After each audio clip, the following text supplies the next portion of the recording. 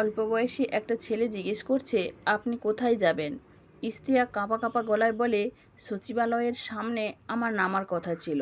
ছেলেটা হাসতে হাসতে বলে, মাথা কি গেছে নাকি বাসে বসে ঘুম দিচ্ছিলেন?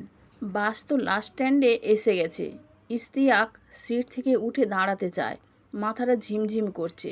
পকেটে হাত দিয়ে দেখে ফোন নেই। কোলের উপর ব্যাগটা রেখে হাত দিয়ে ধরেছিল, সেই ব্যাগটাও নেই। ইশতিয়াক আর কিছু বলতে পারে না, আবার সিটের উপরে ধপ করে বসে পড়ে। ছেলেটা জিজ্ঞেস করে, বসে পড়লেন কেন? তখনই বাসের ড্রাইভার রুবেল আসে। রুবেল কিছুটা হলেও পরিস্থিতি আন্দাজ করতে পারে। ইশতিয়াকের কাঁধে হাত রেখে বলে, সব কিছু নিয়ে গেছে ভাই? ইশতিয়াক মাথা ঝুঁকিয়ে হ্যাঁ বলে। রুবেল বাসের হেল্পার সবুজরে বলে, লোকটারে ধরে নিয়ে কানুর চায়ের দোকানে বসাতে। ইশতিয়াক একটা চায়ের দোকানে বসে আছে, চোখে মুখে পানি দিয়েছে, এখন কিছুটা স্বাভাবিক লাগছে। রুবেল বলে, এই কানু, কড়া করে 1 কাপ চা দে। ভাইজান সিগারেট খান? ইশতিয়াক বলে, না। ইশতিয়াক চায়ের দোকানের টুলের উপর বসে আছে, চোখ থেকে টপ টপ করে পানি ঝরছে। কয়েক মাস অপেক্ষা করবার পরে একটা ভালো ফোন কিনেছে। অবশ্য ফোন গেছে এসব নিয়ে যতটা খারাপ না লাগছে, তার চেয়ে বেশি চিন্তা হচ্ছে হাতের ব্যাগের কথা ভেবে। অফিস থেকে আজকেই বেতন পেয়েছে। বেতনের পুরো টাকাটা ব্যাগে ছিল। বাসা ভাড়ার জন্যে বাড়িওয়ালা 2বার এসেছে। মেয়েটার টিউশন ফি দিতে হবে। ছেলের জন্য একটা নতুন স্কুল ড্রেস বানাবে ঠিক করেছে। দোকানে বেশ কিছু টাকা বাকি হয়ে আছে, সেই টাকা দেবে। সাথে পুরো মাসের বাজার করবার টাকাও ছিল। রুনার হাটের অসুখ আছে, রুনার জন্যে কিছু ওষুধ কিনতে হবে। রুবেল ইশতিয়াকের হাতে চায়ের কাপ দিয়ে বলে, সাথে কি কি ছিল ভাই? ইশতিয়াক বলে, ফোন আর বেতনের পুরো টাকাটাই নিয়ে গেছে। রুবেল আফসোস করে, সাথে কয়েকটা গালিগালাজ করে এসব মলম পার্টিদের। চা খাওয়ার পরে ইশতিয়াক স্বাভাবিক হয়। রুবেল বলে, ভাইজান এখন বাসায় যেতে পারবেন? ইশতিয়াক জিজ্ঞেস করে, কয়টা বাজে আমাকে একটু বলতে পারবেন? রুবেল পকেট থেকে বাটন ফোন বের করে বলে, ভাইজান 10টা 5। ইশতিয়াক বলে, ভাই আপনার ফোনটা একটু দেন, আমার বউরে একটা কল দিব, ও আবার হার্টের পেশেন্ট, হয়তো চিন্তা করছে। ইশতিয়াক রুনার কাছে ফোন দিয়ে বলে, হ্যালো রুনা, আমি ইশতিয়াক, আমার ফোনে চার্জ শেষ, এক কলিকের বাসায় আসছি। তুমি ছেলে মেয়েদের নিয়ে খেয়ে ঘুমিয়ে যাও, আমার ফিরতে একটু দেরি হবে। ওরা খেয়েছে, আমার খেতে ইচ্ছে করছে না। তুমি আসো, তারপর একসাথে খাবো। কতক্ষণ লাগবে? ঘন্টাখানেক লাগবে। আচ্ছা আসো, আমি জেগে আছি, তুমি আসলেই খাবো। ইশতিয়াক ফোন রাখে। রুবেল পাশে বসে হাসতে হাসতে বলে, ভাইজান বউর থেকে সব কিছু লুকিয়ে নিলেন। ইশতিয়াক বলে, ও শুনলে এখন চিন্তা করবে অনেক। মেয়েটা অল্পতেই অস্থির হয়ে যায় কোনো খারাপ খবর শুনলে। তার চেয়ে বাসায় পৌঁছে সব কিছু বলবো। ইশতিয়াক বলে, ভাই আপনারে অনেক ধন্যবাদ, এখন যাই। রুবেল বলে, কিভাবে যাবেন?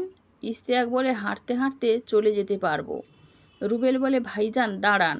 ইশতিয়াকের কাছে রুবেল একটা 500 টাকার নোট দিয়ে বলে, এটা রাখেন, আপনার অবস্থা কিছুটা হলেও বুঝতে পারছি। আমার যদি ক্ষমতা থাকতো আপনার সব টাকাই দিয়ে দিতাম। ইশতিয়াকের পকেটে একটা 500 টাকার নোট। টাকাটা দিয়েছে বাসের ড্রাইভার। এই ড্রাইভারদের মানুষজন কিছু হলেই গালিগালাজ করে, সব মানুষ খারাপ হয় না। ইশতিয়াক লোকটার কার্ড নিয়ে এসেছে, এক শহরে যেহেতু আছে, পরে কখনো টাকা ফেরত দিয়ে দেবে। ইশতিয়াক আবার একটা বাস ধরে, রুনার জন্যে 200 টাকার ওষুধ নেয়। বাসায় ফিরে রাত 11টার দিকে। রুনা এখনও ঘুমায়নি, জেগেই ছিল। টোকা দেওয়ার সাথে সাথে দরজা খুলে দেয়। রুনা ইশতিয়াকের ক্লান্ত মুখ দেখেই জিজ্ঞেস করে, তোমার কিছু হয়েছে? ইশতিয়াক ঘরের ভেতর আসতে আসতে বলে, অনেক ক্ষুধা পেয়েছে, ভাত দাও। রুনা খাবার টেবিলের দিকে চলে যায়। ইশতিয়াক একটা গামছা নিয়ে ওয়াশরুমে যায়। একটা সাদা লুঙ্গি আর নীল টি শার্ট পরে খেতে বসে। ইশতিয়াকের খাবার খাওয়া দেখে রুনা বলে, এমন তাড়াহুড়ো করে না খেয়ে ধীরে ধীরে খাও, গলায় আটকে যাবে খাবার। ইশতিয়াক বলে, বুঝলে অনেক ক্ষুধা পেয়েছে, আর আজকে লাউ শাকটা খুব ভালো হয়েছে। রুনা বলে, কালকে কিন্তু ঘরে কোনো বাজার নেই, তুমি অফিসে যাবার আগে ভোরে উঠে বাজারে করে দিয়ে যাবে। রুনার কথা শুনে ইশতিয়াকের গলায় এবার সত্যি সত্যি খাবার আটকে যায়। রুনা পানির গ্লাসটা সামনে এগিয়ে দেয়। খাবার শেষ, দুজনে বিছানায় আসে। তখন ইশতিয়াক চিন্তা করে রুনাকে কি ফোন আর টাকা হারানোর কথা বলবে। রুনা হার্টের রুগী, আফসোস করবে অনেক, হয়তো কান্নাকাটিও করবে। ইশতিয়াক বলে, রুনা, অফিস থেকে এখনও বেতনটা পাইনি বুঝলে, আর ফোনটা হুট করে নষ্ট হয়ে গেছে। গলির সামনের দোকানে দিয়ে এসেছি। ফোন কিনলে 2 মাস হলো না, এর ভিতরেই নষ্ট হলো কিভাবে? যন্ত্রপাতির বিষয়, কখন যে কি হয় বোঝা মুশকিল। শুধু যন্ত্রপাতি না, আজকাল আমি তোমাকেও বুঝতে পারি না। এই যে এখনো মনে হচ্ছে তুমি আমার থেকে কিছু একটা লুকিয়ে রাখছো। কি হয়েছে বলো তো? ইশতিয়াক তবে কি ধরা খেয়ে গেল? অন্ধকারে অবশ্য মুখ দেখতে পারছে না রুনা। মুখ দেখলে চোখে মুখের হতাশা ধরে ফেলতো। ইশতিয়াক রুনাকে পাশে টেনে নিয়ে জড়িয়ে ধরে বলে, তোমার থেকে কি লুকাবো বলো? রুনাকে বুকের কাছে টানায়, যেন উপকার হয়েছে অনেক। রুনা বাচ্চাদের মতো ইশতিয়াকের বুকের পাশে মিশে আছে, কোনো কথা বলছে না।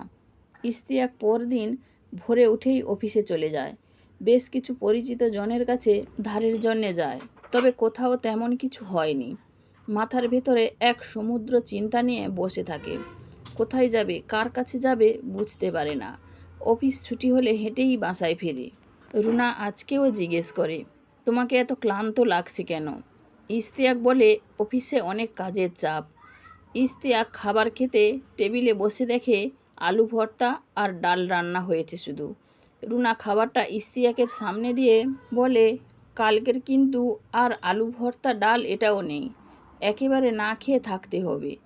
আর বাড়িওয়ালা আজকেও এসে গেছে ঘর ভাড়ার জন্য। ইশতিয়াকের পেটে ভীষণ ক্ষুধা, আলু ভর্তা ডাল দিয়েই সেই ক্ষুধা কমিয়ে ফেলে। খাবার শেষে যেন মাথার চিন্তাটা আরও বেড়ে যায়। রুনার থেকে আর লুকানো ঠিক হবে না। আজকে রাতেই রুনাকে সব কিছু বলে দেবে ঠিক করেছে। তখনই রুনা তার ফোন নিয়ে ইশতিয়াকের কাছে এসে বলে, এই দেখো জামাল ভাই কল দিয়েছে। ইশতিয়াক ফোন ধরে। জামাল ইশতিয়াকের ছোট ভাই। জামাল বলে, ভাইজান কেমন আছো? এই তো আলহামদুলিল্লাহ, তোরা কেমন আছিস? ভালো ভাইজান, তোমার নাম্বারে কল দিলাম, পেলাম না। আমার ফোনটা হঠাৎ নষ্ট হয়ে গেছে, সারাতে দিয়ে এসেছি। ভাইজান শোনো, তোমার একটা জরুরি বিষয়ে কল দিচ্ছি। পৌরসভার কলেজের পাশে আমাদের যে জমিটা নিয়ে ঝামেলা ছিল, জমির ঝামেলা মিটে গেছে। জমির দাম আসছে 19 লাখ টাকা। ওরা 2 লাখ টাকা বায়না দিয়েছে। 1 লাখ টাকা তোমার ব্যাঙ্ক অ্যাকাউন্টে দিয়েছি আজকে দুপুরে। এখন তুমি ছুটি নিয়ে আসলেই তখন দলিল হবে। ইশতিয়াক বলে, ভালো করছিস, এই জমি নিয়ে এমনিতেও অনেক ঝামেলা। আমি সামনে এ মাসে ছুটি নিয়ে আসব। জামাল সালাম দিয়ে ফোন রাখে। ইশতিয়াকের মুখে অদ্ভুত একটা হাসি এসে যায়। সে হাসিতে ইশতিয়াকের মুখের সব হতাশা মুছে গেছে, মাথা হালকা হয়ে গেছে এক নিমেষেই। দীর্ঘ সময় মাইগ্রেনের যন্ত্রণা পরে সবটুকু যন্ত্রণা কমে গেলে যেমন লাগে তেমনিই মনে হচ্ছে। এখন মনে হচ্ছে বাতাসে উড়তে থাকা পাখির মতো। রুনা বলে, হঠাৎ কি হলো? মেঘের মতো মুখে হাসি এসে গেছে। ইশতিয়াক বলে, আমার তো মেঘের মতো মুখ ছিল, তুমি খবরটা শুনলে কেঁদে ঘর ভাসিয়ে দিতে, ছেলে মেয়েদের উপর রাগ দেখাতে। রুনা বলে, কেন, কি হয়েছে? ইশতিয়াক বলে, গত পরশু অফিস থেকে ফেরবার পথে মলম পার্টির খপ্পরে পড়েছি। ফোন, মানিব্যাগ সব নিয়ে গেছে। পরে বাসের ড্রাইভার গাড়ি ভাড়া দিয়েছে, সেই টাকায় কোনো রকমে বাসায় আসছি। মানিব্যাগে বেতনের টাকা ছিল, হাতের ব্যাগে রাখছি, ব্যাগ সহ গায়েব করে দিয়েছে। রুনা অস্থির হয়ে বলে, এখন তাহলে কি হবে? ইশতিয়াক দেখে রুনা কাঁপছে, সাথে চোখে পানি এসে গেছে। ইশতিয়াক রুনাকে হাত ধরে পাশে বসিয়ে বলে, ঠিক এই জন্য তোমার কাছে বলিনি। আপাতত চিন্তার কিছু নেই। আমাদের বাড়িতে একটা জমি নিয়ে ঝামেলা ছিল, জমিটার ঝামেলা মিটমাট হয়ে গেছে। 19 লাখ টাকায় বায়না হয়েছে। 2 লাখ টাকা তারা অ্যাডভান্স দিয়েছে।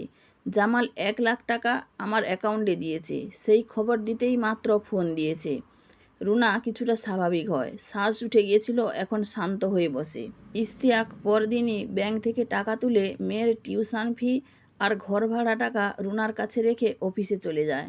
সাথে পুরো মাসের বাজার করে নিয়ে আসে। সেদিনে সেই বাসের ড্রাইভারের কার থেকে নাম্বার বের করে একটা কল দেয়, তার সাথে একবার দেখা করে। অফিস থেকে ফেরবার সময় রুনার পুরা মাসের ওষুধ কিনে নেয়, নিজের জন্য একটা ফোন কিনে, ফোন ছাড়া চলা মুশকিল, কারোর কোনো খোঁজ খবর পাওয়া যায় না। অফিস থেকে বাসায় এসে দেখে ছেলে মেয়ে পড়ার টেবিলে বসে বই পড়ছে। রুনা টেবিলে খাবার দেয়। রুনা এবং ছেলে মেয়েকে সাথে নিয়ে একসাথে খাবার খেতে বসে। এই যে সবাইকে নিয়ে হাসি মুখে একবেলা ভাত খায়, এসবেই এক অদ্ভুত শান্তি। খাবার খেতে খেতে ছেলে মেয়ের পড়াশোনার খোঁজ নেয়। ছেলেকে বলে কালকে তার সাথে বের হতে, অফিসে যাবার সময় স্কুল ড্রেসের মাপ দিয়ে যাবে টেলারের কাছে।